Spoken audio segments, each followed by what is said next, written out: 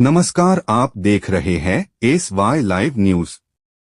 ठाणे के जोशीबेडेकर college के बाहर गुरुवार को महाराष्ट्र नवनिर्माण सेना ने नीट पेपर लीक मामले में छात्रों को न्याय दिलाने और केंद्रीय शिक्षा मंत्री धर्मेंद्र प्रधान के इस्तीफे की मांग को लेकर प्रदर्शन किया।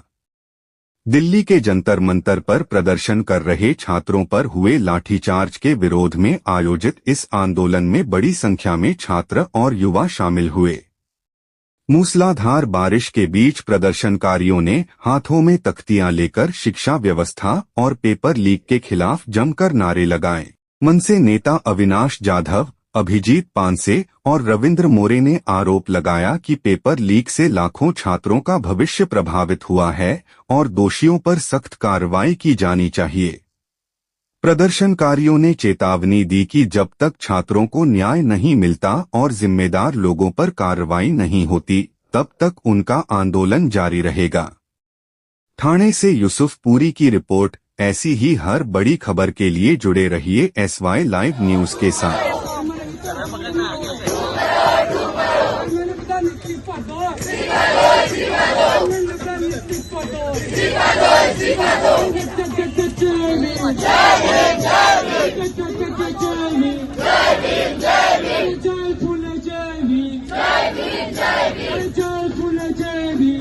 मला असं वाटतं की आज ठाण्यामध्ये आम्ही हा विद्यार्थ्यांचं आंदोलन ठेवलेलं आहे। प्रचंड मोठ्या प्रमाणात ठाण्यातले तरुण विद्यार्थी इथे पोहोचलेले आहेत आणि मला असं वाटतं की एक वेळ होती की हे विद्यार्थी भारतीय जनता पक्षाचं, मोदींचं सोशल मीडियावर प्रचार करायचे, परंतु आज एवढा तिरस्कार मोदींच्या बाबतीत या मुलांच्या मनात आहे की लहान लहान मुलं 17, 16, 18 वर्षाची मुलं येऊन काहीही बोलतायत।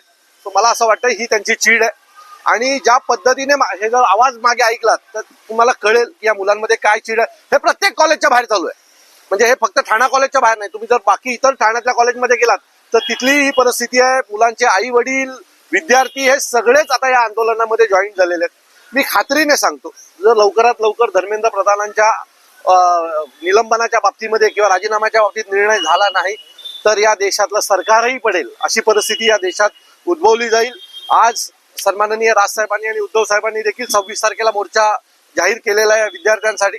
तर मला दिसतंय की पुढचं जे आंदोलन आहे हे अजून तीव्र होईल। सुरुवातीला ज्या वेळेला जंतर मंतरवर आंदोलन सुरू झालं त्यावेळेला हे शांततेत चालू होतं, पण आता ह्याचा एक पुढची स्टेप झालेली आहे की हे आंदोलन तरुणांनी हातात घेतलेलं आहे आणि पुढच्या काही दिवसांनी हे आंदोलन हे प्रचंड मोठ्या प्रमाणात चिघळेल की काय अशी एक भीती तयार झालेली आहे। सो मला असं वाटतंय की मोदींनी तात्काळ धर्मेंद्र प्रधान यांचा राजीनामा घ्यावा, नाहीतर वेळ येईल की हे देश मोदींचा राजीनामा सरकारमध्ये नव्हते तर हेच मंत्री लोकांचे राजीनामे मागत होते।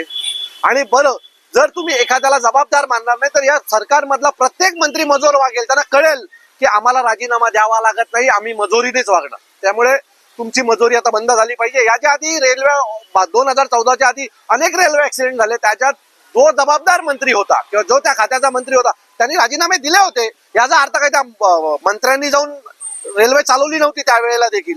सो ती एक नैतिक जबाबदारी असते। जर सरकार यश घेत आहे तर अपयशही सरकारनेच घेतलं पाहिजे आणि जर अपयश सरकार घेणार नसेल तर ही जी झेंझीज आहेत ना, हे त्यांना अपयश। मी तुम्हाला सांगतो की प्रचंड मोठा मोर्चा असेल, अपेक्षाच्या पलीकडे महाराष्ट्रातला सगळ्यात आतापर्यंतच्या इतिहासातला हा मोठा मोर्चा होईल याची मी तुम्हाला खात्री देतो। आणि या तरुणांना तुम्ही घाबरवण्याचा प्रयत्न करू नका, हे घाबरणारी पोरं नाहीत। काल त्या एका मुलीनं पोलिसांच्या व्हॅन समोर उभी राहिली आणि जेवढी पोरं त्या व्हॅन मध्ये होती त्या सगळ्यांना बाहेर सोडावं लागलं पोलिसांना।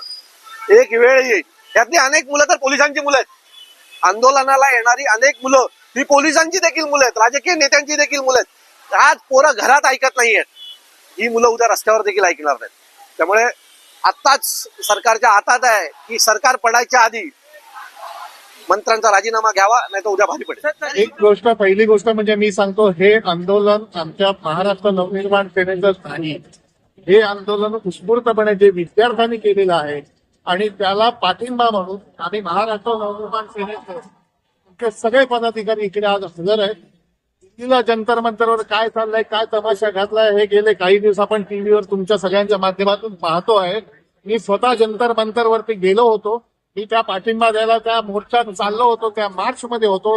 माझ्या डोळ्यासमोर लाठी हल्ला झालेला आहे, माझ्या डोळ्यासमोर कपडे फाटलेले आहेत, माझ्या डोळ्यासमोर लोखंडाचे खिळे लावलेल्या काठ्यांनी डोकी फोडलेली मी बघितलेली आहेत। हा सगळा उद्वेग हा मनात साठलेल्या सगळ्या विद्यार्थ्यांच्या आहे.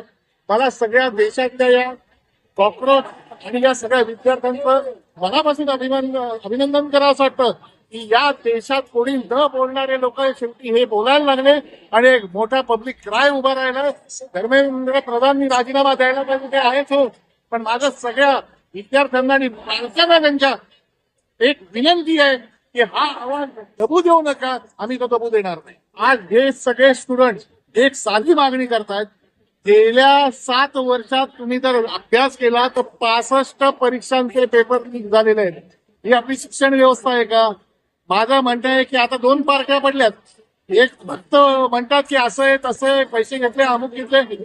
माझं सिंपल साधं म्हणणं आहे, ज्या पोरांचं भवितव्य टांगणीला लागलं आहे त्यासाठी त्याची जबाबदारी घेऊन एका शिक्षण मंत्र्यांनी जर राजीनामा दिला असता तर एवढं घडलं नसतं. मला असं वाटतं ही क्रांतिकारक मुलं इथे काही पुढे आलेली आहेत त्यांना आमचा पूर्ण पाठी. काय हरकत आहे? एक देशाच्या विद्यार्थ्यांच्या तरुणांचं भवितव्य तर याच्याविषयी कोण भांडत असेल तर त्याच्या मागे विरोधी पक्ष काय? मी तर भाजपच्या लोकांना पण म्हणतो, जे पालक आहेत मी त्यांना सुद्धा म्हणतो, मी त्यांचे मुलं स्टुडंट्स आहेत त्यांनी सुद्धा याच्यात सहभागी व्हायला पाहिजे आणि धर्मेंद्र प्रधान यांचा राजीनामा त्वरित घेतला पाहिजे.